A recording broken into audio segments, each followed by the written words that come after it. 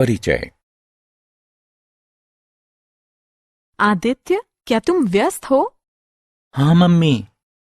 मैं चाहती हूँ कि तुम किराने वाले के पास जाओ और उससे 25 किलो गेहूं का आटा देने को कहो। मैं वो कर दूंगा मम्मी, लेकिन मुझे उसे कितने पैसे देने होंगे? 1 किलो आटे की कीमत 25 रुपए है, इसलिए किराने वाले को 25 किलोग्राम के 625 रुपए देने हैं। वाह मम्मी, ये बहुत तेज गणना थी। धन्यवाद आदित्य। 700 रुपए लेकर जाओ और जो पैसे बचे वो वापस ले आना। किराने वाला 75 रुपए वापस करेगा ना मम्मी? अच्छी गणना थी आदित्य। बच्चों, इस पाठ में आप धन के बारे में जानेंगे। आओ सीखें। एक वस्तु के मूल्य से कई वस्तुओं के मूल्य की गणना करना। कई वस्तुओं के मूल्य से एक वस्तु के मूल्य की गणना करना। कुछ वस्तुओं के मूल्य से कई वस्तुओं का मूल्य निकालना। धन या पैसा। अनुषा 2 पोशाक खरीदती है। प्रत्येक की कीमत 650 रुपए है। वो दुकानदार को कितने रुपए चुकाती है? एक पोशाक की कीमत 650 रुपए है। 2 पोशाकों की कीमत 650 गुणा 2 यानी 1350 रुपए होगी। अनुषा दुकानदार को 1350 रुपए चुकाती है। आइए एक और उदाहरण को देखते हैं। छोटू एक रेलवे स्टेशन पर एक कुली के रूप में काम करता है। वो कोई छुट्टी नहीं लेता है और 30 दिनों में 9,000 रुपए कमाता है। वो एक दिन में कितने रुपए कमाता है? 30 दिनों में छोटू की कमाई 9,000 रुपए है। एक दिन में छोटू की कमाई 9,000 भाग 30 यानी 300 रुपए होगी। छोटू एक दिन में 300 रुपए कमाता है। धन या पैसों का उपयोग करना। पैसों का उपयोग खरीदने के लिए किया जाता है। इसका उपयोग व्यक्ति को उसके काम के लिए मजदूरी और वेतन देने के लिए भी किया जाता है। पैसों के बेहतर इस्तेमाल और समझ के लिए आइए गणना करना सीखते हैं। कई वस्तुओं का मूल्य। एक वस्तु का मूल्य।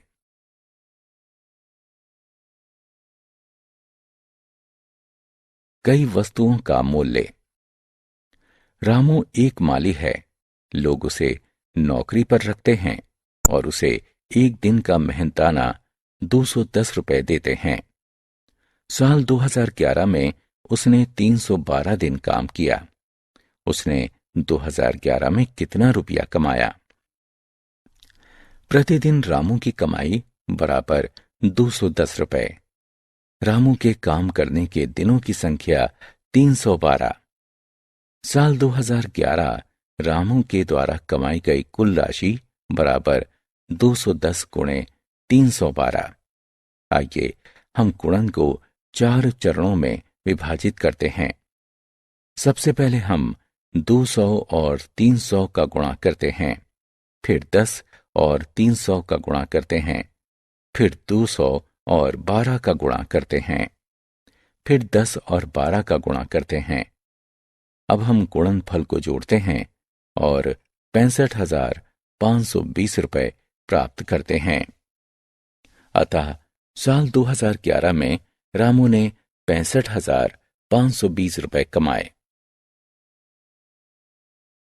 राधा एक डॉक्टर है। वो एक परामर्श के लिए 625 रुपए फीस लेती है। एक दिन में वो 12 मरीजों से मिलती है। यदि वो एक विशेष महीने में 30 दिन काम करती है तो वो कितने रुपए कमाती है? एक परामर्श के लिए राधा की फीस 625 रुपए। एक दिन में मरीजों की संख्या 12। 23 दिनों में मरीजों की संख्या 23 गुणे 12 बराबर 276। महीने में राधा की कुल कमाई 625 गुणे 276।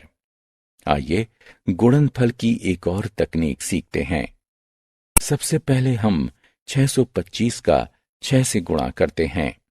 फिर हम 625 का 70 से गुणा करते हैं। अंत में हम 625 का 200 से गुणा करते हैं। हम तीनों गुणनफलों को जोड़ते हैं और 1,72,500 प्राप्त करते हैं। अतः राधा 1,72,500 रुपए कमाती है। एक वस्तु की कीमत। विवान 30 किलोग्राम आम खरीदता है और 1500 रुपए में बेचता है। 1 किलो आम की कीमत क्या है? 30 किलोग्राम आम की कीमत 1500 रुपए। 1 किलोग्राम आम की कीमत 1500 भाग 30 यानी 50 रुपए। 1 किलोग्राम आम की कीमत 50 रुपए है। आइए हम अपने विभाजन को प्रमाणित करते हैं। अभी हमने निकाला कि 1 किलोग्राम आम की कीमत 50 रुपए है, तो 30 किलोग्राम आम की कीमत होगी 50 गुणा 30 यानी 1500 रुपए। प्रश्नानुसार विवान 30 किलोग्राम आम पर 1500 रुपए खर्च करता है। इस तरह ये सिद्ध होता है कि हमारा विभाजन सही था। सुजाता के बेटे की शादी हो रही है। उसका घर मेहमानों से भरा हुआ है। वो मेहमानों के लिए खीर तैयार करने के लिए 32 लीटर दूध खरीदती है। यदि वो दूध वाले को 1120 रुपए का भुगतान करती है, तो 1 लीटर दूध की कीमत क्या है? 32 लीटर दूध की कीमत 1120 रुपए। 1 लीटर दूध की कीमत 1120 भाग 32। आइए हम 1120 को 32 से विभाजित करना जानें। दिखाए अनुसार दो संख्याएं लिखें। 1120 के अंकों पर गौर करें। पहला अंक 1 32 से बहुत छोटा है। एक साथ पहले दो अंक यानी 11 भी 32 से बहुत छोटे हैं।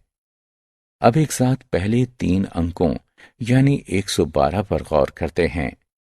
112 32 से काफी बड़ा है, इसलिए दाईं तरफ 3 लिखें और 112 के नीचे 96 लिखें। घटाव करें और घटाव 16 को नीचे लिखें। नीचे शून्य लगाएं। नई संख्या 160 बनती है। ये 32 से 5 बार में पूर्णतया विभक्त हो जाती है। 5 को 3 की दाईं ओर लिखें और 160 को 160 के नीचे लिखें। अब घटाएं। चूंकि घटाव शून्य है, अतः विभाजन प्रक्रिया की समाप्ति को दर्शाने के लिए क्रॉस यानी कांटे का चिन्ह लगाएं। इस तरह 1 लीटर दूध की कीमत 35 रुपए है। धन या रुपए पर विविध समस्याएं। आइए अब पैसों की समस्या को सुलझाने में हम दोनों अवधारणाओं का प्रयोग एक साथ करते हैं। किशोर रोजंदारी पर काम करने वाला एक मजदूर है। वो 7 दिनों में 2,457 रुपए कमाता है। यदि वो 52 दिन काम करे तो कितने रुपए कमा लेगा? सबसे पहले हम किशोर की एक दिन की कमाई निकालते हैं। 7 दिनों में किशोर की कमाई 2,457 रुपए। एक दिन में किशोर की कमाई 2,457 भाग 7 है, यानी 351 रुपए। अब हम उसकी 52 दिनों की कमाई निकालते हैं। 52 दिनों में किशोर की कमाई 351 गुणे 52 18,252 रुपए। इस तरह किशोर 52 दिनों में 18,252 रुपए कमाएगा। पेट्रोल से एक कार को भरने के 240 रुपए लगते हैं। 1200 रुपए के व्यय से कितने कारों को भरा जा सकता है? 240 रुपए खर्च करके पेट्रोल से भरी जा सकने वाली कारों की संख्या 1 है। 1200 रुपए खर्च करके पेट्रोल से भरी जा सकने वाली कारों की संख्या बराबर 1200 भाग 240 बराबर 5 है। 1200 रुपए खर्च करके पेट्रोल से 5 कारें भरी जा सकती हैं। अब तक हमने हमें दिए गए प्रश्नों का उत्तर दिया है। आइए अब हम प्रश्न तैयार करते हैं। एक शब्दों की समस्या की इस शुरुआत को देखो। 1 किलो केक का मूल्य 25 रुपए है। अरुणा 5 किलो केक खरीदती है। निम्न में से इसके लिए उपयुक्त प्रश्न कौन सा है? 5 किलो का मूल्य कितना है? 5 किलो के लिए कौन भुगतान करेगा? अरुणा 5 किलो केक का कितना भुगतान करेगी?